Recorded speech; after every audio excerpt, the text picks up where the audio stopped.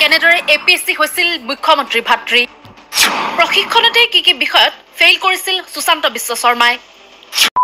নমস্কাৰ নতুন ভিডিঅ'লৈ আপোনালোক সকলোকে স্বাগতম জনাইছো অসমীয়াত এটা কথা আছে যে কাছ ঘৰ থাকিলে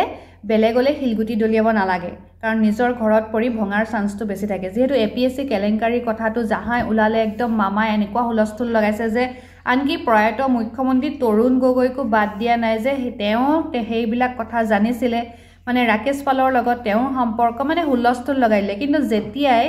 মুখ্যমন্ত্ৰী ডাঙৰীয়াৰ নিজৰ ঘৰৰ কোৱেশ্যনটো উত্থাপন হ'ল যে ভাতৃয়ে বিশেষকৈ মুখ্যমন্ত্ৰী ভাতৃয়ে কেনেকৈ তেনেহলে ফেল কৰাৰ পাছত প্ৰশিক্ষণৰ সময়ত ফেল কৰাৰ পাছতো তেওঁ তেনেকৈ আৰক্ষীৰ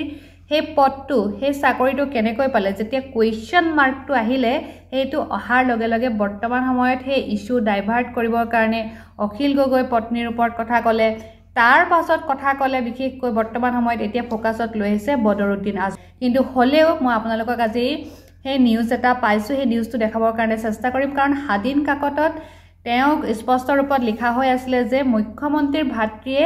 কেইখন পেপাৰত ফেল কৰিছিল আৰু তাৰ পাছতো তেওঁ আৰক্ষীৰ পদটো সক্ষম হ'ল এই সকলোবোৰ গম পাব গতিকে ভিডিঅ'টো স্কিপ নকৰাকৈ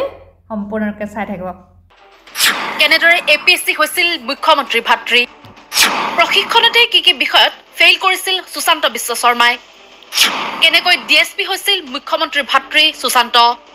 বিধায়ক অখিল গগৈৰ পত্নীৰ চাকৰিক লৈ মুখ্যমন্ত্ৰী ডক্টৰ হিমন্ত বিশ্ব শৰ্মাই কৰা বিতৰ্কিত মন্তব্যৰ পাছতেই খোল খাইছে মুখ্যমন্ত্ৰীৰ পৰিয়ালৰ নিযুক্তি সম্পৰ্কীয় এটাৰ পাছত আন এটা অপ্ৰকাশিত অধ্যায়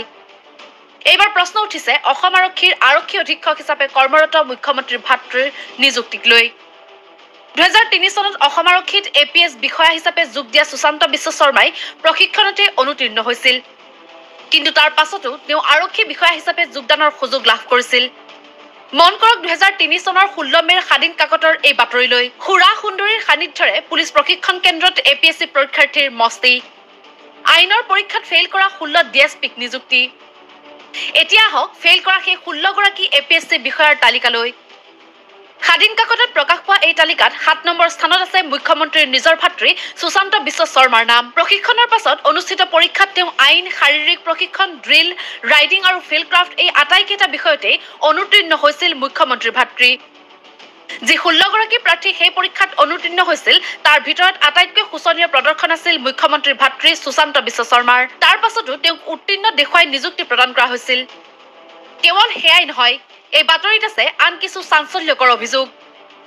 খাদিনৰ এই বাতৰিত লিখা হৈছে এই উপ আৰক্ষী অধীক্ষকসকলৰ কেইজনমানে দীক্ষান্ত সমাৰোহত মুখ্যমন্ত্ৰীক অভিবাদন জনোৱাৰ সময়তো সুৰাসক্ত হৈ প্ৰেয়াৰ গ্ৰাউণ্ডত থিয় হৈ দিছিল বুলি জানিব পৰা গৈছে এওঁলোকৰ কেইগৰাকীমান কৰ আয়ুক্ত ন্যায়াধীশ মন্ত্ৰী আদিৰ তথাকথিত উচ্চপদস্থ বিষয়া নেতাৰ ভাতৃয়ে এবছৰীয়া প্ৰশিক্ষণৰ অন্ততো সমাৰোহৰ কুচকাৱাজৰ সময়ত ভালদৰে থিয় দিব নোৱাৰাৰ দৃশ্যই অনুষ্ঠানটো দৃষ্টিকটু কৰিছিল বুলি জানিবলৈ দিছে এয়া আছিল হাদিন কাকতৰ 2003 চনৰ বাতৰি য'ত সোণালী আখৰেৰে লিপিবদ্ধ হৈ আছে এই অধ্যায়